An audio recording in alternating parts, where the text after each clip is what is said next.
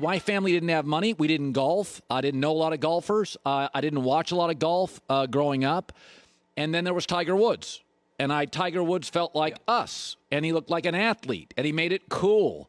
And I had certain shirts I liked to wear when I golfed. And he had muscles and stuff. And he was sort of alpha.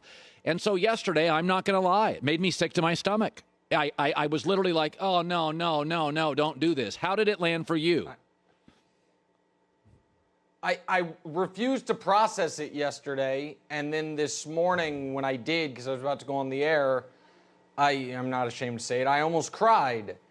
Listen, I'm incredibly grateful that he's alive, and it looks like he's going to be able to, recover as a human being. But selfishly, as a sports fan, Tiger Woods is one of the two most important athletes of my lifetime. He's one of my two favorite athletes of my life. And I said this morning, a lot of my life benchmarks, you don't know this about me, Colin, but I measure them with Tiger's career. Like one of the most memorable conversations I ever had with my grandfather, who passed away almost 20 years ago now, was in '96. He called me and said, Nicky, get to a television. There's a young man playing golf that's going to change the sport. That was when he was going to win his third amateur.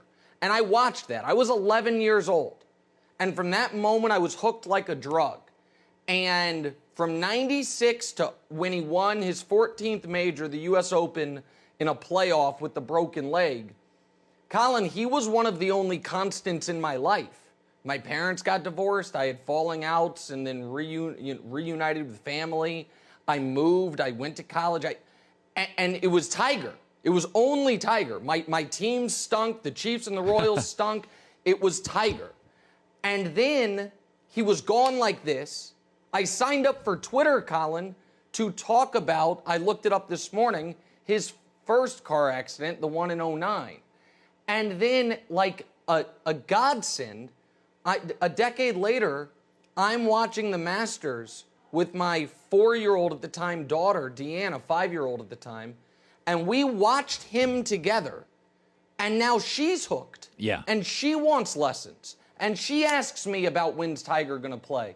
And so it's heartbreaking that I think we're never going to get to see him play again, but I am so thankful because there's never been an athlete like him in my lifetime. And the memories he gave us as a country are unlike any athlete I can remember. Yeah, I've said this before on the air, and Joey's been here. About once or twice a year, I'll just go, fishing on YouTube. And I invariably end up with either my favorite comedians or watching Tiger Woods' greatest moments. And they're just, it's unbelievable. It's incredible. Hitting 270 yards out of, foot-high grass. It's hard. I tell people this all the time. It's hard to explain to young people what boxing was like in the 70s and 80s, where I was watching a cartoon show as a kid in Seattle called J.P. Patches, a cartoon show, a clown show. And they interrupted to tell me that Ali beat Foreman and Zaire. That's how big boxing was. 50 years from now, you will tell people, there's a guy named Tiger Woods. And literally, you waited all weekend to watch Sunday. And you're like, golf? You're like, no. No, it was like an NFL player playing golf. And the other thing is, and this is where life is, I don't know, fair, unfair, tragic. He was not only unbeatable, but seemingly immortal. Yeah. For a decade.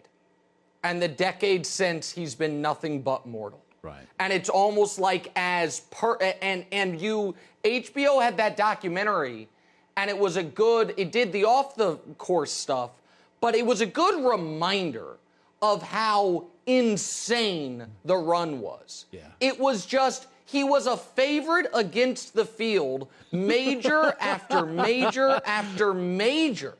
And I understand he's not going to get Jack's record now. No one can convince me anyone ever played that sport at a higher level than he did. Well, you watch majors today, and people win by a stroke, and it's thrilling. He was winning majors by like 12 strokes. And, I mean, guys in the majors were like Phil Mickelson in their prime. He was winning by 12 strokes. All right, so the story that won't go away appears to have an ending. Jeff Darlington, legitimate reporter, said today Dak's going to get a franchise tag. It is essentially a lease. Players have agreed to it. They hate it. But you get paid enormous sums of money for a year. And your takeaway on this is what? I don't understand why the Cowboys are insistent on doing business poorly. They pay the wrong guys and don't pay the right guy.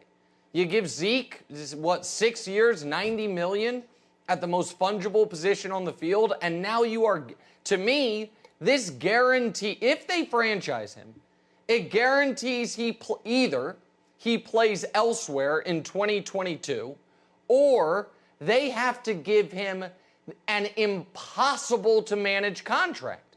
Because I know they say, oh, you can franchise a guy 3 times. No, you can't. Because the third time, you have to pay him 140% of what you paid him the most recent year. Yeah. So this will be the last year they have Dak Prescott on anything close to a reasonable deal. And by the way, reasonable this year under the franchise tag becomes the highest paid quarterback in the league. They should take advantage of the fact that every other team in that division has no idea what they're doing at quarterback. Washington doesn't have a quarterback yet.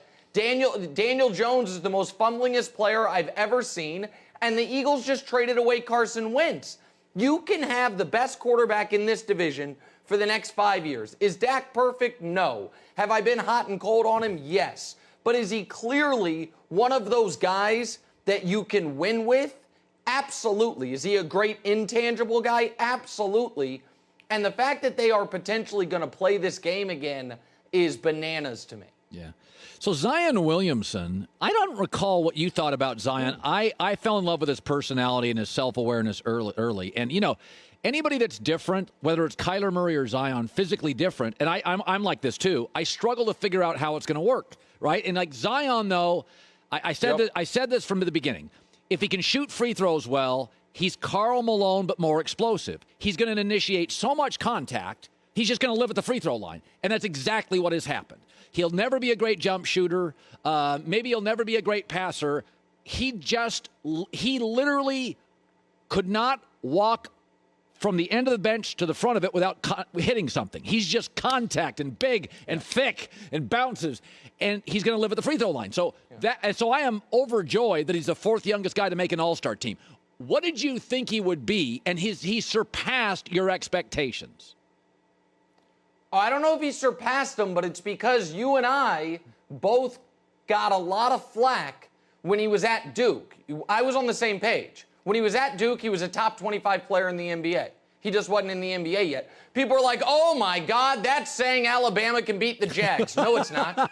It's saying a guy who is a freak athlete will continue to be a freak athlete. And so here's the thing. And this is not an insult. Zion Williamson is not yet a great basketball player. He is living off instincts and athleticism. He one day will be a superb defender. He's not yet. He one day will have more of an intermediate game. He doesn't have that yet. Despite that, he gives you 25 a night on 60% because no one can stop him. And so, this was, to me, when they were talking about should if the Knicks get the number 1 pick, remember, should they trade? No, you don't trade it. Like, this guy is going to win an MVP one day. And that's very, very hard to do. A lot of great players go their whole career and never do. Zion will. And so I'm glad he's an all-star, and I'm glad you enjoy correctly. We're not earlier on the all-star thing saying just bemoaning Devin Booker's lack of inclusion, because the guy who would be taken out would either be Chris Paul, who's more important, or Zion. And Zion's got to be there. Zion's been spectacular, even though the Pelicans haven't been. So you and I are on the same page on him. By the way, I got to circle back to football. Tom Brady's going to be like 44 in August. You know he's going to sign an extension? He is. He's going to sign an extension. Yeah, I know. An extension. What? It's not even a question. You're just taunting me. You know what? You're just trying to end this on a sour note because Tom Brady won't leave my life. Because Tom Brady is just Jason in a number 7, number 12 jersey. So that's fine. So instead, I'm going to turn it around. I'm going to end on a very bright note, and I'm not going to talk about Tom Brady at all. I want to tell you something about your co-host, the incomparable Joy Taylor, and I want to tell America something about her. I know America, you know Joy Taylor for her hot takes on this show and those just fiery Twitter fingers that she fires out at people. What you do not know about Joy Taylor is the softer side of Joy Taylor. My family, we lost our dog of 16 years recently, and my wife took it very, very hard. Sure. Arrived at our doorstep was a gold personalized bracelet with our dog's name on it from Joy to my wife. That is the type of incredibly kind person you are working with. Now, par for the course, I got nothing, not even a text. But my wife got a beautiful piece of jewelry. And so, Joy, it was incredibly nice of you. That is the person she is, no matter how mean she is to you simps on Twitter. Colin, Joy, I will talk to you guys later. Thank you, Nick. Nick Wright, first things first, my guy. He is so funny.